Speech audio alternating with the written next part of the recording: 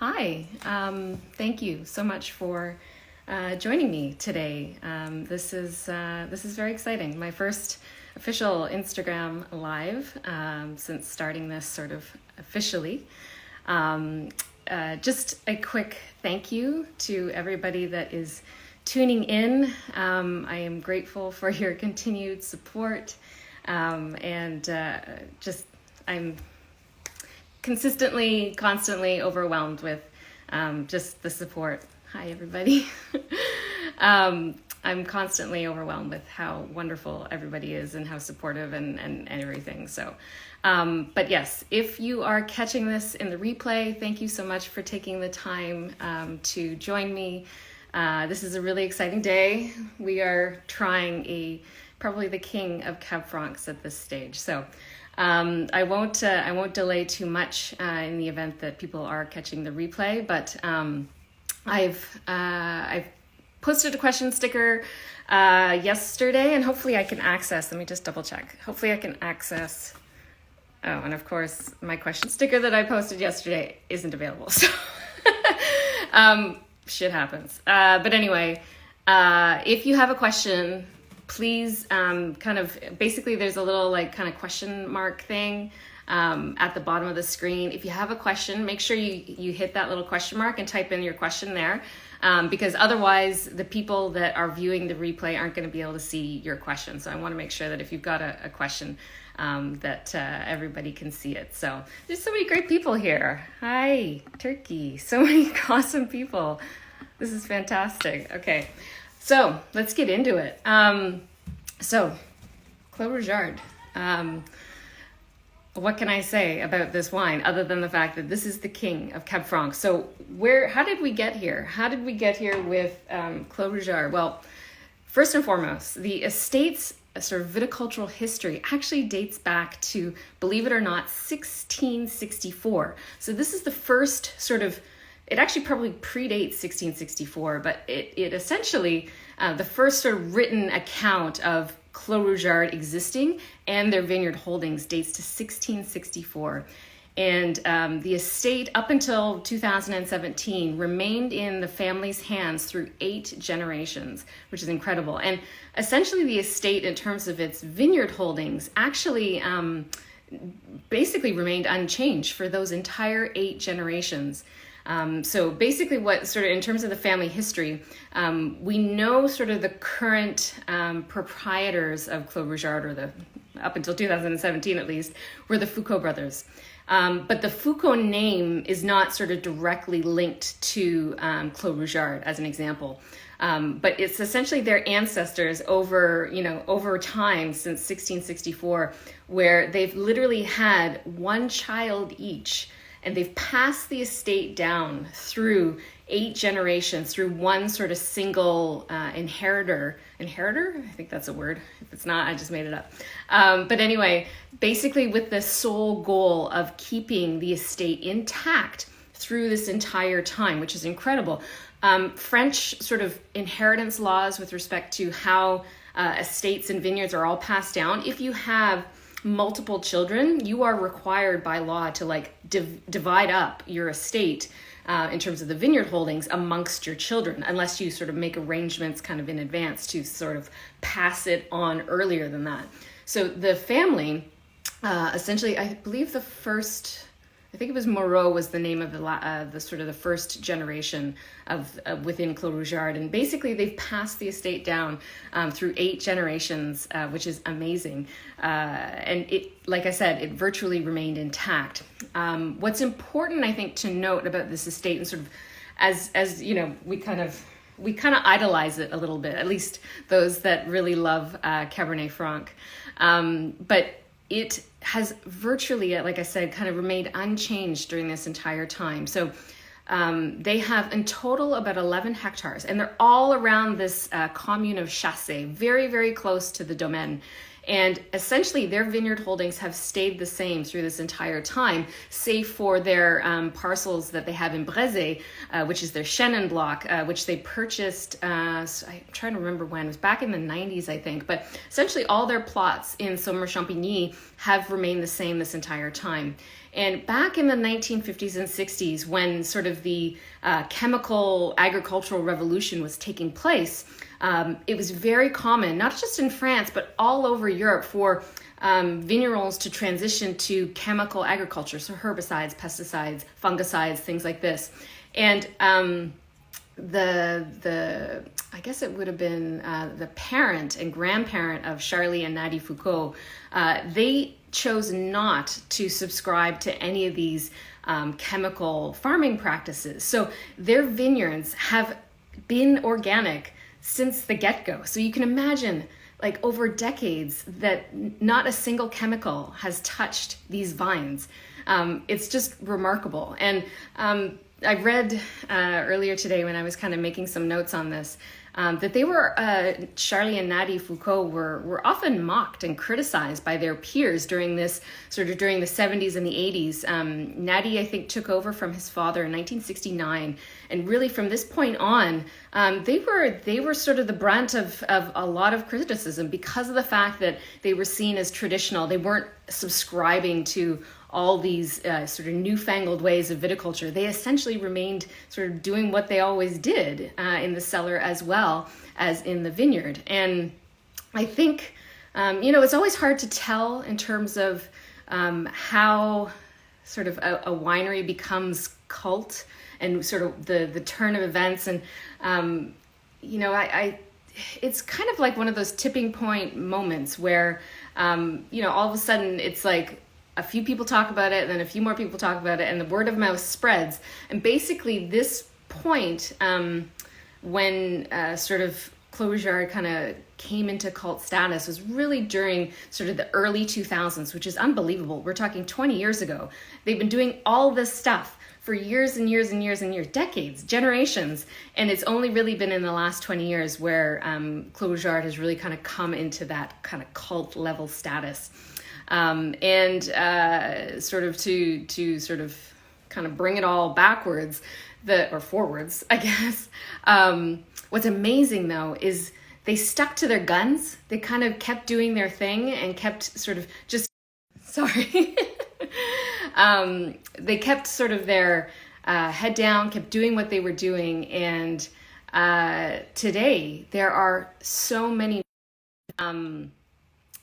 not only in France, but also in other parts of the world that really look to the Foucault brothers as sort of their kind of guiding light, if you will, when it comes to Cabernet Franc.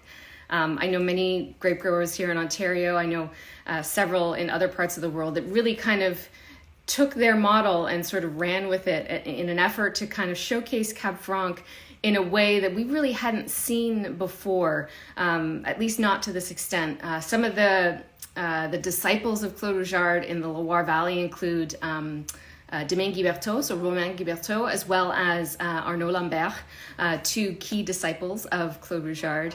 But also, I should say too, sort of the sad end of this story of Clos Rougeard is really the fact that Charly passed away back in 2015. And Charly didn't have Nady didn't have any heirs, no kids.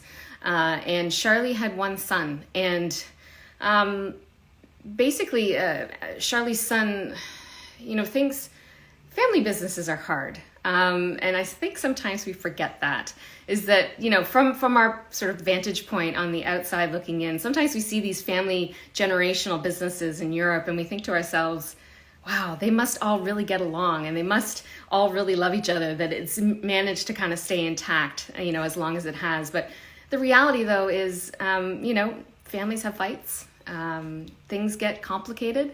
And unfortunately, I've read in a number of sort of different sort of articles and things like that there was times when Charly and Nady were kind of like butting each other's heads, and it all kind of came to a head when Charly passed away in 2015, and really Nady, with no heirs, had to make a choice because the estate fell to him because they were partners, and he had to make a choice. And Unfortunately, or fortunately, depending on how you want to look at it, the estate was sold in 2017. So after 8 generations, as of 2017, the Clos Rougeard domaine is no longer in the same family hands. And I believe, and I should have probably double checked this, but I believe it is the owner of Chateau Montrose that has purchased Clos Rougeard back in 2017.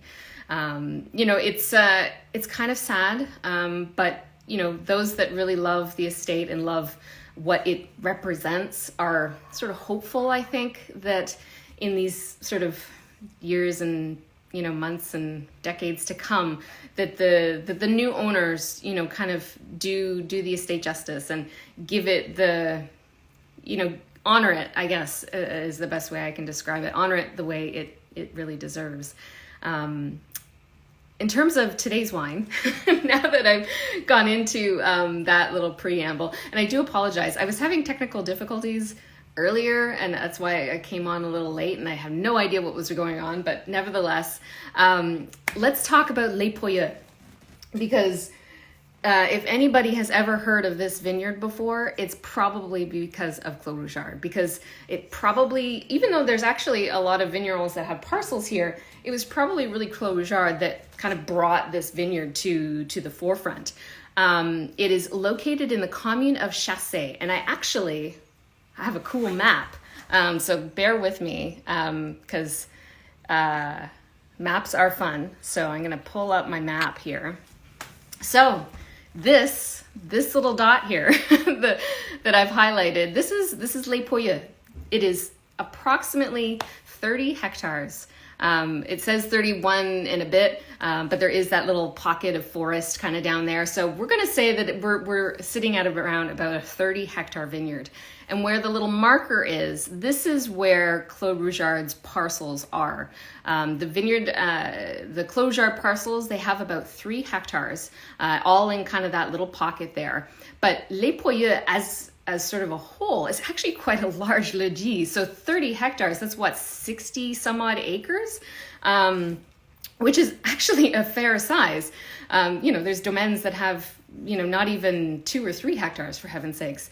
But Les Poyeux, like I said, it's a rather large space, and it's in a very special part of Chave. So in terms of Saumur-Champigny, we are now kind of, I guess we're around 2 kilometers, maybe 1.5 kilometers, directly south of the Loire River. And this little pocket here is on a south-facing slope. And it's kind of, so we've moved from sort of the sort of edge of the Loire River, where we're sitting at around 100 or so meters above sea level. We're now kind of slowly going down this like little sort of very long continuous slope down to where we are here in terms of Chave and Varennes.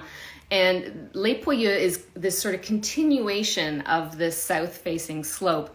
And sort of down in the western part of the vineyard, it actually kind of slopes a little bit sort of south-southwest. So really, the sort of critical piece of the puzzle when it comes to Les Poyeux is know the vigneron and know where their parcels are, because the topsoil varies considerably depending on where you are in the vineyard. Towards the back, sort of towards the north end of the vineyard, there's a little bit more clay up here, and there's a different sort of combination of silt and sand. And then sort of as you move down, their parcels sort of, again, there's a little bit more clay on some of the sort of outer edges, just due to erosion, the natural kind of erosion of the slope. Now, where remarkably, I was looking at some terroir maps, like geology maps online, and remarkably where the Clos Rougeard parcels are, dead center in this part of the vineyard, there is actually quite a deep sandy topsoil, which is really quite interesting. And I should have probably taken a snapshot of the terroir in terms of the composition, but it's really quite cool that this little pocket of the vineyard is very different from the rest of it. So as we taste, other examples of Les Poyeux, we have to keep in mind that that there's a lot of factors. It's kind of like, to kind of reference Burgundy as an example. Clos Rougeard, of course, is like a massive climat in Burgundy. And there's, dozens of vignerons that have parcels in Clos Rougeard.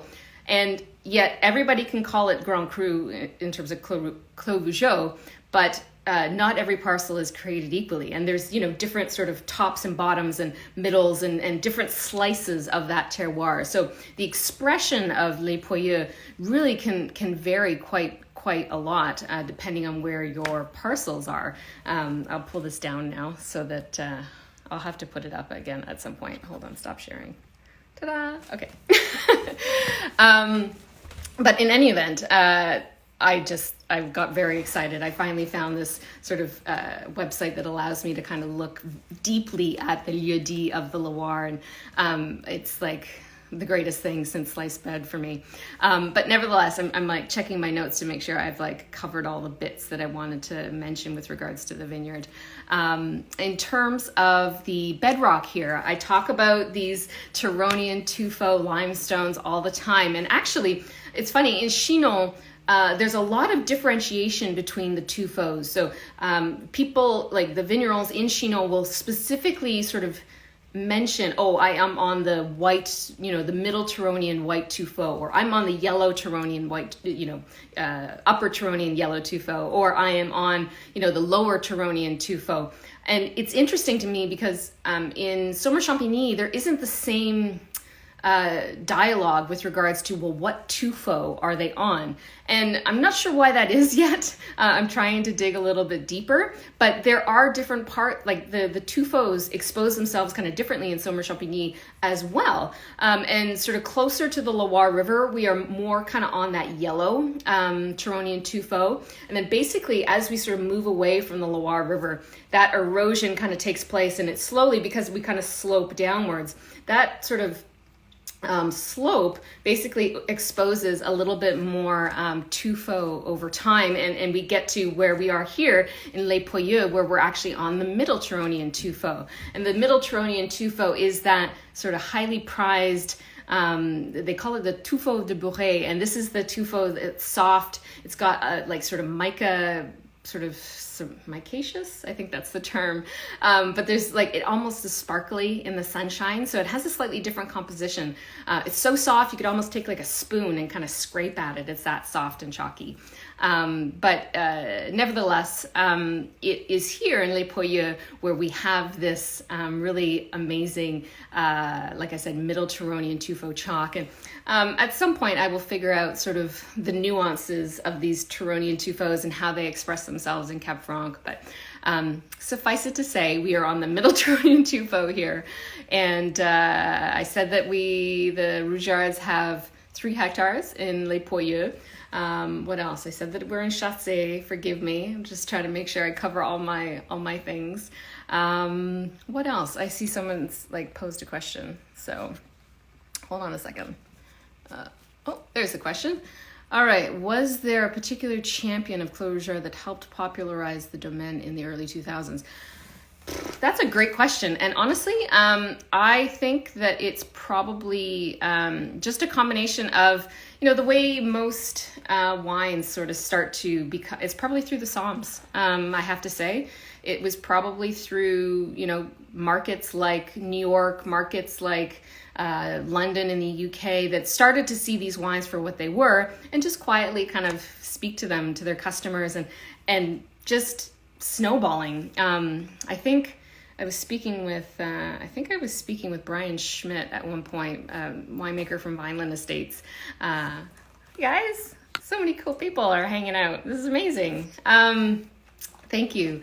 So anyway, I was speaking with Brian, I think, I don't know when this was, but nevertheless, like there was a point in the early 2000s where this wine would have been like $40 a bottle, $30 a bottle. And I'm sure all the people that knew it at that price point back in the early 2000s are kicking themselves now that they didn't buy up more cases. Because right now, I think for the 2015, I think they're on the 2015 or 16 vintage, I think. If somebody knows the answer to that question, let me know what it is in the comments, because I'm not 100% sure what vintage they're on right now. But nevertheless, I think right now the Les Poyeux retail is close to $300 like 275 US. We're talking USD. It's insane. But not a lot of this wine is made, and this is what happens when you become a cult sort of favorite in terms of oh, look, it's Serena. Hi, Serena. Wow, it must be late there in the Netherlands. My goodness. Thank you for joining me. But anyway, yeah, I don't, sorry, Henry, I don't have like the best answer, but my sort of the only thing I can think of, which is usually what happens with these domaines, is it just becomes the Psalms that get behind it and understand what it's all about and are willing to, just talk to their customers about it, and just like little by little, word of mouth spreads, and before you know it, Clos Rougeard is $300 and not 30. So anyway, keep asking more questions. This was amazing. And I'm sorry, I totally screwed up with the question sticker, and I know everybody asked like a bunch of questions. I'm sure actually I can find a few questions. Hold on, let me see if I can find a couple questions here. And of course I can't see. Yeah, everybody was asking about sort of the cult status, and like I said, it's kind of a weird mystery a little bit, because essentially they hadn't changed a damn thing in 8 generations. So why all of a sudden people kind of step up and take notice is beyond me. Maybe there was a vintage that sort of happened in the early 2000s that really kind of brought the estate into sort of this new kind of light. We have to keep in mind, of course, climate change is on the Loire side as far as ripening Cabernet Franc and whatnot. Yeah, it's a bit of a curiosity. I should tell the story. This is actually the very first bottle of Clos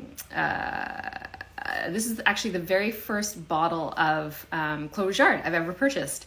And I remember when I did, this was back, I had just moved to Miami, and this was actually at Uvaggio, the now deceased Uvaggio wine bar. And I remember going in, and I saw online that they had Clos Rougeard on their list.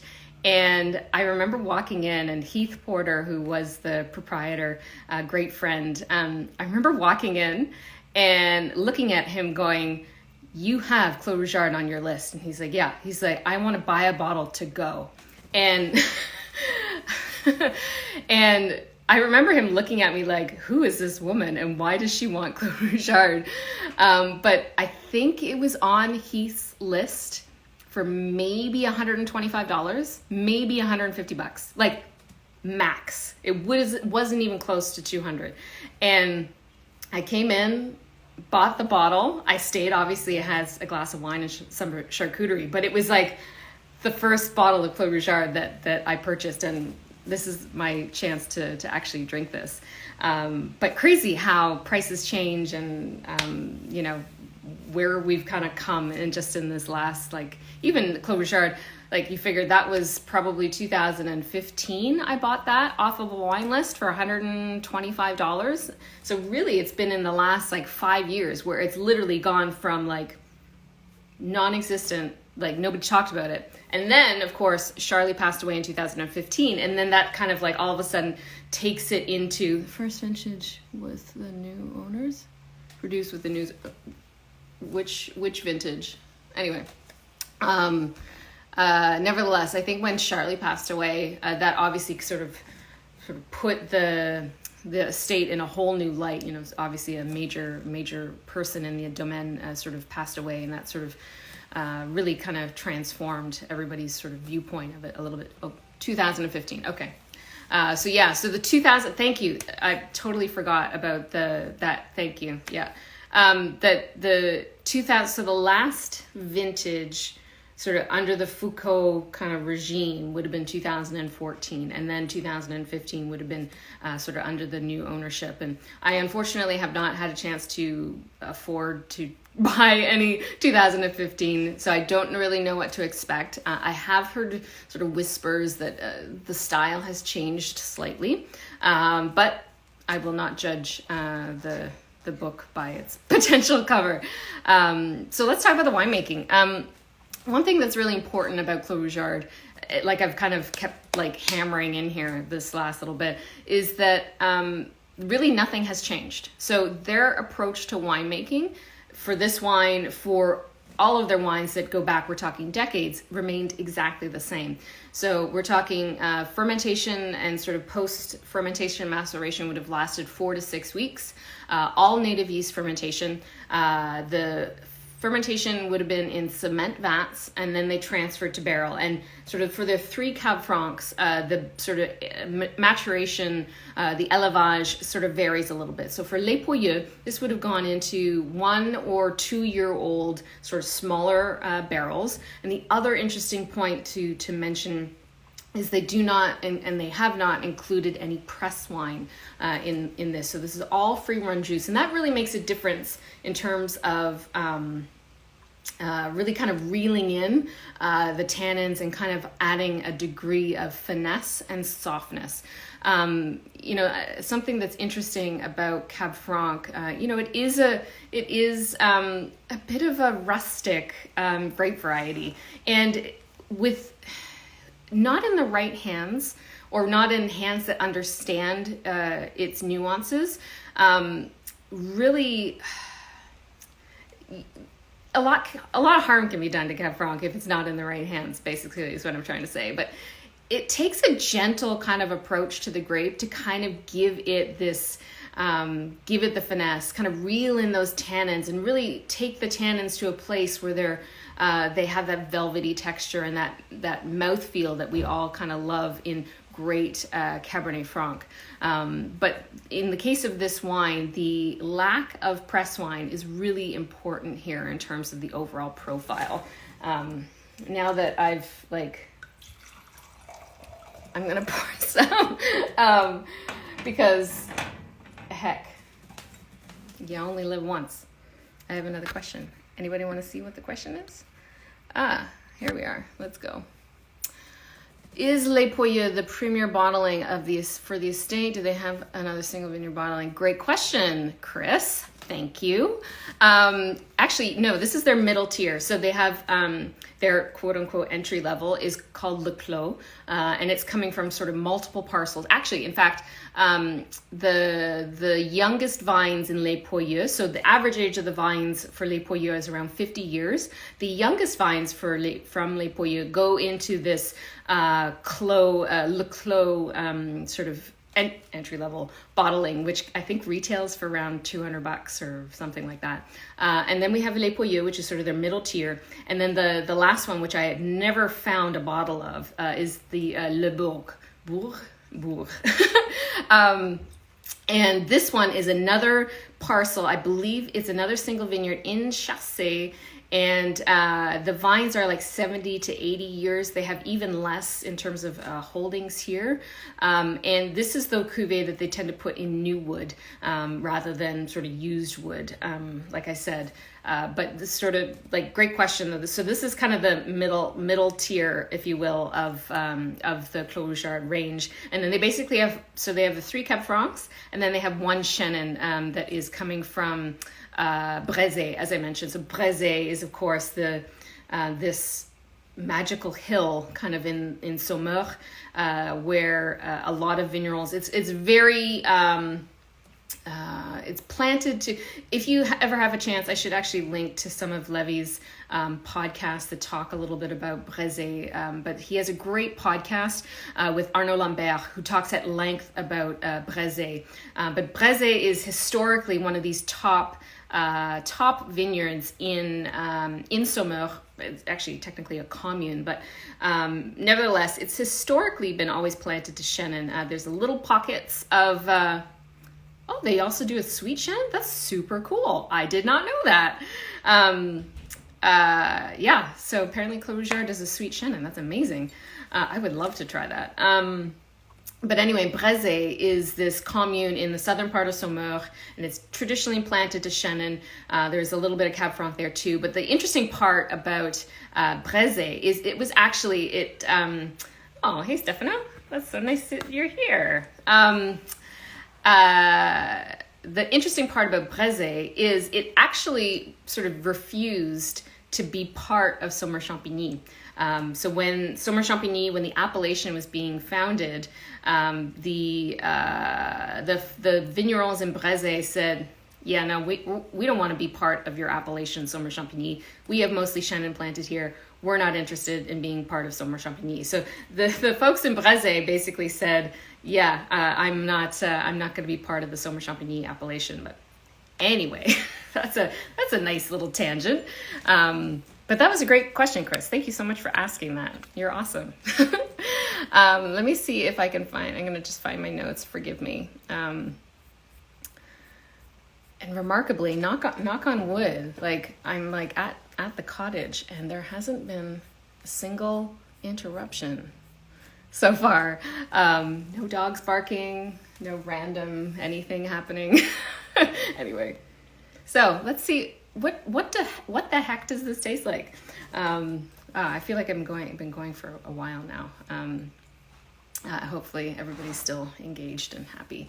I should actually say before I start drinking and tasting this, if you came in late and you sort of missed some of the beginning, if you have questions with regards to this vineyard in particular, or Clos Rougeard in general, or something that perhaps you didn't hear me mention, feel free to like I said, hit the question mark thing, and I can address that as I sort of taste through and whatnot. But this, of course, I'm going to post it to my feed afterwards too, so we'll kind of it'll sort of complete the circle, if you will. So yeah, what is this? This is my first time tasting the Les Poyeux, and I opened it probably an hour and a half ago now. The foodie in me wants to know what you're having for dinner. I'm having a steak. I think Cab Franc is probably the best wine for a steak. I know Stefano's going to be like, no, Barolo is.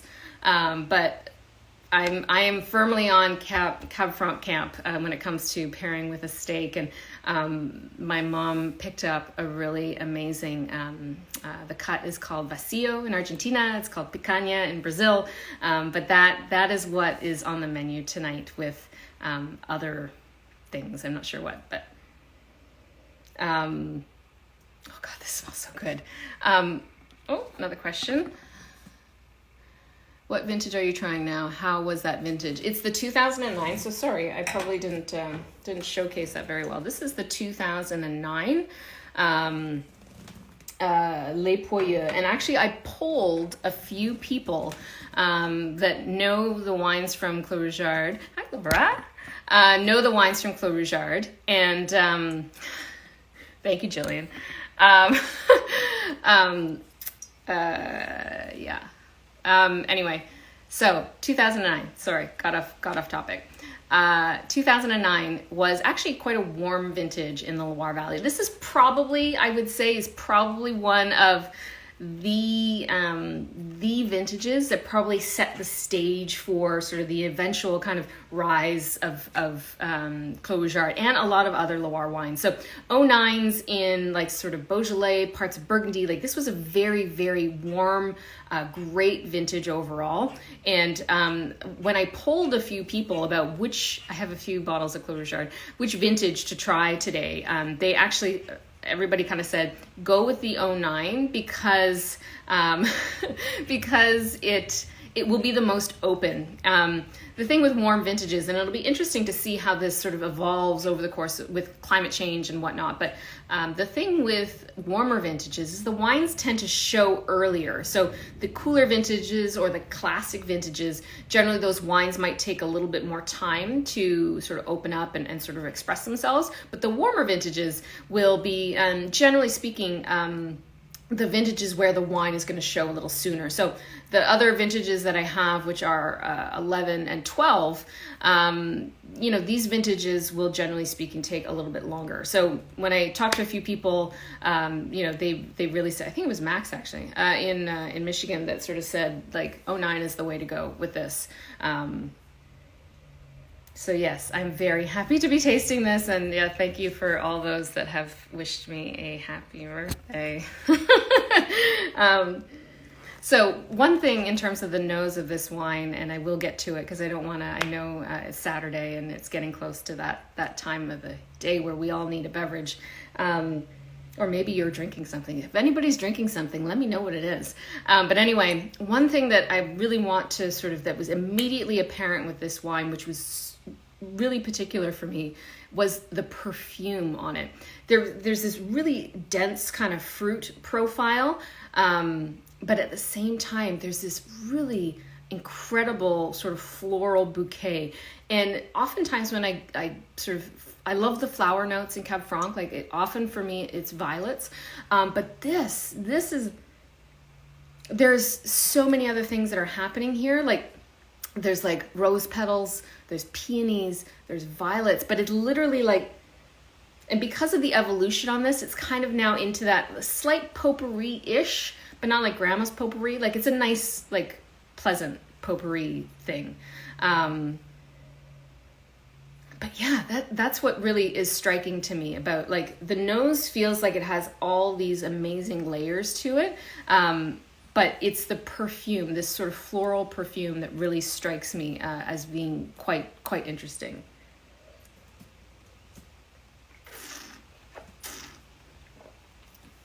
A 40-year-old potpourri, exactly. So on the palate, well, I guess I should talk about the fruits a little bit. The fruits are savory. This wine definitely leans, Chateau Moussard, nicely done. The fruits lean savory, so I'm getting kind of really wonderful forest berry. There's a bit of red plum here as well, but definitely not sort of fruity. It's definitely more sort of earthy and herbaceous. But it has pyrazines. This was a warm vintage, so there's not a ton of that greenness. If anything, it comes through as sort of nice sort of herbs, a little bit of dried rosemary, dried thyme. There's a little bit of kind of that wet leaf forest floor thing. It sounds so cliche to say forest floor. It's what the fuck does, what does forest floor taste like or smell like, But today here, it's kind of rainy, and there's certain smells that, in terms of nature, that come from sort of rain and dampness and what have you. But anyway, this... thank you, Laura. Anyway, that's what happens when you go live. You drop the odd F-bomb. In any event, the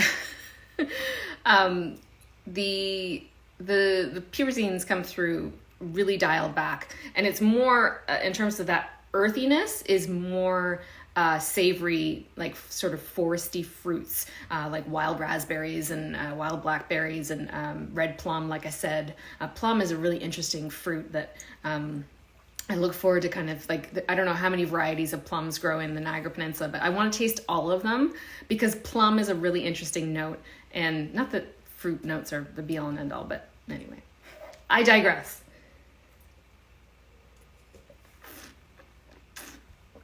In terms of the palate, this wine is so alive. It has really beautiful acidity, beautifully balanced. It's so harmonious from start to finish. The tannins are, how would I sort of articulate them? Super silky in the mouth. No, this was all, they do everything destemmed. Thank you for asking. So no whole cluster on this, all destemmed fruit. And a very little in terms of maceration as well. So they're very, again, the key with Cab Franc is letting it kind of giving it a gentle hand, if you will.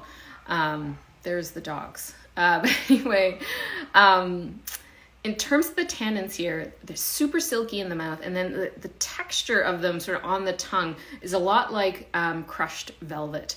And when I'm tasting Cab Franc, and because I get obsessive over the tannins and their textures, if I can, this is really nerdy, but I sometimes try and touch fabrics and stuff, and sort of rub my tongue on the roof of my mouth to kind of understand how the texture of the tannins feel in relation to a piece of linen or a velvet or silk or satin or cashmere or any of these things, because the tannins in Cab Franc are a really important piece of what it is all about. And they're not huge tannins. These are not astringent, ugly, big tannins. These are, but they can get a little bit riley if you don't sort of kind of manage them properly.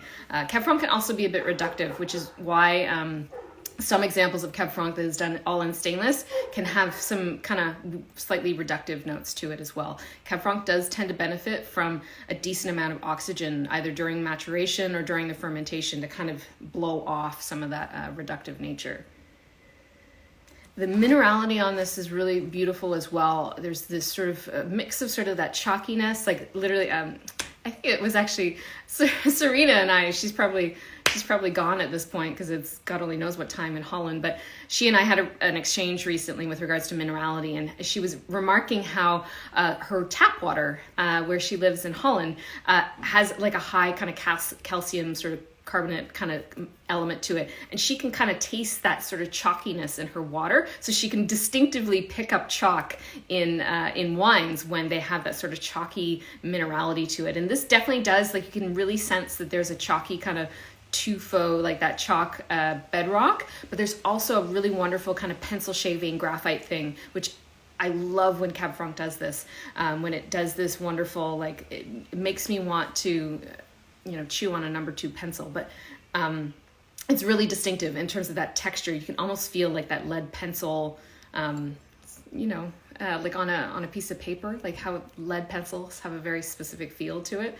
I'm getting way too tactile with this description, but anyway, the tannins are beautiful and they're really in balance with the fruit. Like, this could have probably gone a lot longer. It's by no means, it's actually in a really good spot because the fruit is still really vibrant, and all those sort of other layers are coming in. I'm actually really happy that I opened this today because there's these other kind of tertiary notes of the coffee and sort of a bit smoky and the graphite and all these other things that wouldn't have been there, back, if I had opened this, say, 5 years ago or something like this. But how does this wine personify itself? Hi to all you people that are just like, this is so cool. I love seeing, oh, hi Eddie, thanks for tuning in. The ABV, you want to know what the ABV is on this? It's 12.5%.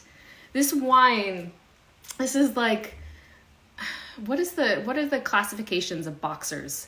Anybody know? Like, this is kind of like what a featherweight boxer, like, there's still power here, but there's agility and there's like finesse that you can almost sense. Like, this analogy is just kind of coming off the sort of cuff here, but it's like kind of like a featherweight boxer, like there's some definite power here. There's density and there's weight, but at the same time, it's like there's this lift to it. There's this ethereal kind of nature to it.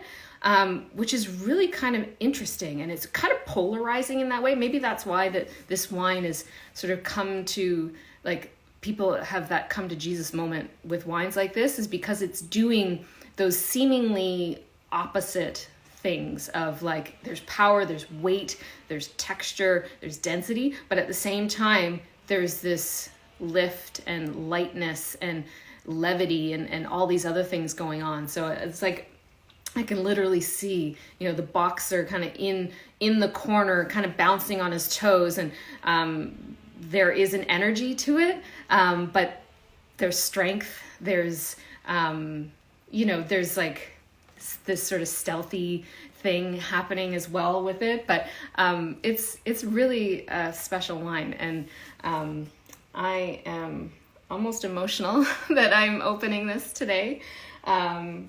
So anyway, does anyone have any other questions? I feel like I've been at this for way too long.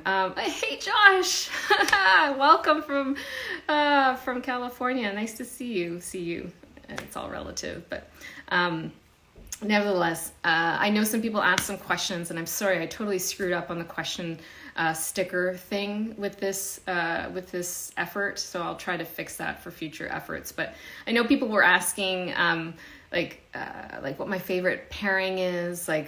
Some of my go-to pairing with this wine. Okay, tonight I'm having steak, but my go-to pairing for Cab Franc is probably duck confit.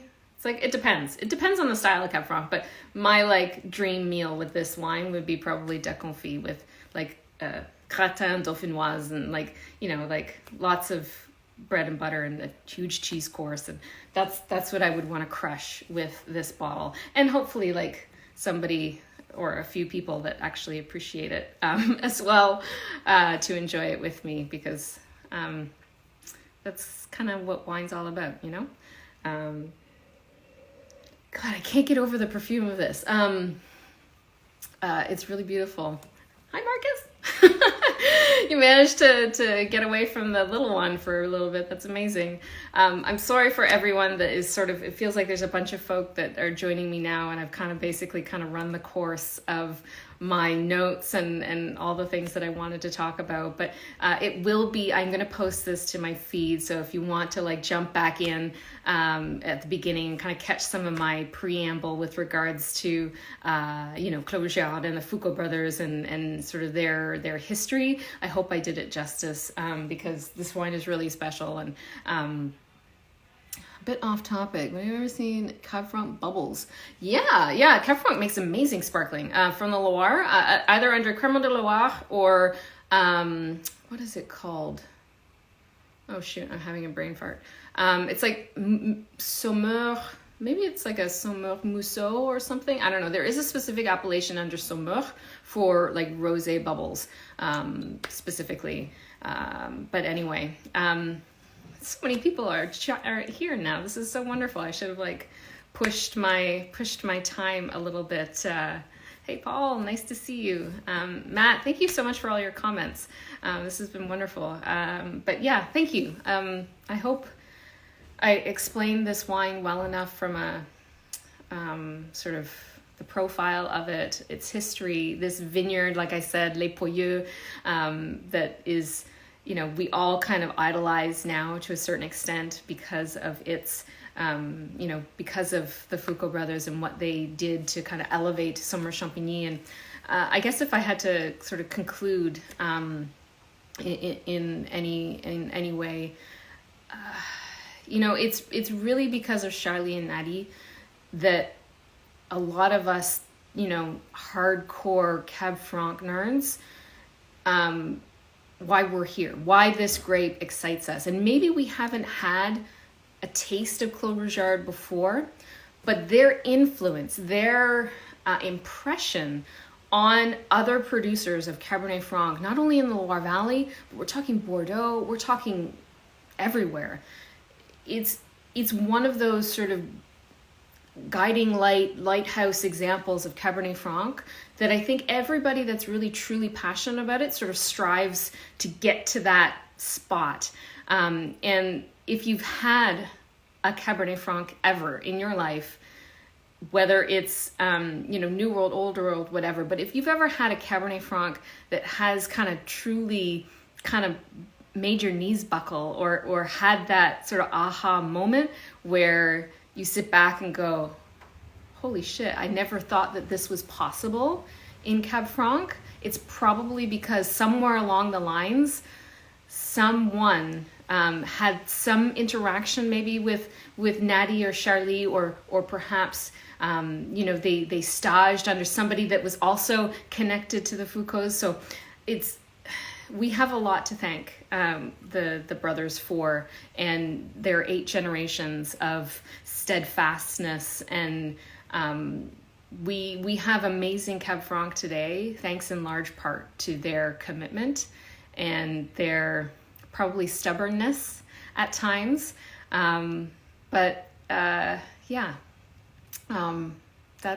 That's my spiel today. I'm gonna go and open some champagne and eventually give this a little bit more oxygen and ponder over it a little bit longer. I will maybe, if I feel compelled, maybe I'll share some other notes on it as it opens up. But I'm gonna take my time with this baby. What do new owners? they sell to the general public. Do we know if I'm not sure in terms of the sort of nuances of the new ownership, and I can investigate that for you. So I'm not sure specifically, but I will investigate and kind of update anybody that's curious. But yeah, so thank you all so much, and I hope you enjoyed my little ramble today. And like I said, I'm going to post this to my feed. Feel free to send me a DM if you have any specific questions, and I apologize again for the question mark. And I know, Chris, I know you're sitting there going, stop apologizing. If you're still on here. But anyway, yes. Thank you all so much for the continued support. And I will do more of these lives, I think, going forward, if there's interest. And I hope everyone has a really amazing weekend. And I hope you're drinking some good stuff this weekend. So thank you so much. And I will be back soon, as I say, with another wine. Cheers.